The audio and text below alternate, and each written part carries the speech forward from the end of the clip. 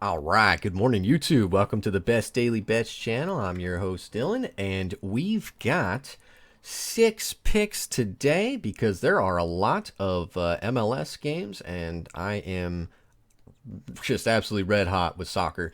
So definitely want to make sure that I give you some of those picks, and at the same time, we've got an NBA pick, an MLB pick, and an NHL pick. So just in case you're not a soccer guy, I've got you covered there as well. Although, boy, has the NBA been an interesting beast to bet. Anyway, let's go ahead and get into it. First game here. We've got the over in the Colorado Avalanche and the Dallas Stars game. The over sitting at 6. I don't know why you're not going to take it at this point. I think that the Stars win this game and the series today, but I'm not willing to bet on that. I think that for sure this game is going to go over. Look at every single game. All 5 games have touched the over, every single one of them. And I've bet on them every single time. So I'm going to keep doing that. Again, I do think Dallas wins this series. I think that actually, I don't think that they're the better team, but they're playing like the better team. But who knows? McKinnon could go absolutely crazy today and take it home for him. So I'm not and force a game 6. So I'm not going to count them out. But at the same time, I do think this game's going to go over, no problem at all. So take the over at 6. If you're me, that doesn't make any sense. If you want to follow what I've done, I bought a little extra juice and I took the game at 6.5 for a plus 110. And I don't think that that's a bad idea at all. Pick number 2. Going with the Oklahoma City Thunder. So I've tried to be on the Rockets train. Every single time I've bet them, they've lost. And I'm done with it. Westbrook, initially he came back and gave them a real big spark. And then Oklahoma City figured it out. So I think that the same thing's going to hold true. I got to say it again. Billy Donovan's a good coach. He is. He's not a gimmicky coach. He's just a good coach. He makes really good adjustments. I think that they are going to... I think the Thunder probably lose this game. I think the Rockets probably do win. But with the line sitting at 6, and it says 5.5 on screen, it's actually currently sitting at 6. And personally, I bought an extra 1.5, so I have it at 7.5. I'll give you the pick at 6 because that's fair, right? So I think that they definitely cover the 6. This is going to be a very close game. I don't know that Westbrook has as bad a performance as he did in Game 6 again, so I don't think he repeats that bad performance, but he's not really inspired me. In both games, he's been awful since he's returned, and I think that this is going to be a really, really close game. And actually, if you were going to ask me on the over or on the total, I would lead towards the under, just because Game 7s are gritty and tight. But you never know. So my pick here is 6 plus 6 for the Thunder. All right, let's move over to the MLB, and we've got the over of 9.5 in this game because the Slam Diego Padres are red hot with offense. So let's take a look here. Now, granted, they were playing in Colorado, so we can't put too much stock into some of these totals, but they're just hitting the ball really well.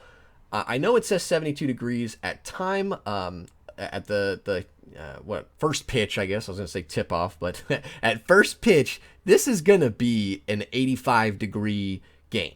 So I think this is going to let the ball sail. We got 10-mile-an-hour winds, I think blowing out to right field if I'm not mistaken. So it's going to be, this game's going over. We got 2 teams that can hit.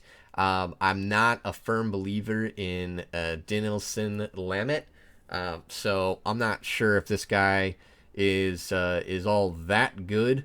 But I know that Julio Teheran is really scuffling here. He hasn't faced many of the current Padres, so a couple of them have faced him a few times. But I don't put much stock in a 2 at-bat experience. But let's take a look at this. He's a right-handed pitcher. The Padres against right-handed pitching are 17-9, meaning they can hit the damn ball. 5-6 against lefties, so they're not doing great there. But still, 17-9 against the righties, that does bode pretty well for me. Now, conversely, the Angels are 16-8, or excuse me, 6-18 against right-handed pitching. So they're probably not going to win this game, but you never know. Mike Trout, you never know, guys. But what I do know is there are going to be some runs here, fellas. So take this over at 9.5. Look at Julio Teheran's giving up 6 home runs in 17 innings, and he's playing against Slam Diego. Nah. Mount Crushmore? I don't think so. So go ahead and take the over at 9.5. Also of particular interest to me is the run line of the total runs rather of the Padres at 5.5 is sitting at plus 110. I'd take that sucker too, frankly. All right, so if you're not interested in soccer, depart at this moment, but everybody else, let's take a look here. So we've got the over of 3 in the Dynamo and Minnesota FC game here.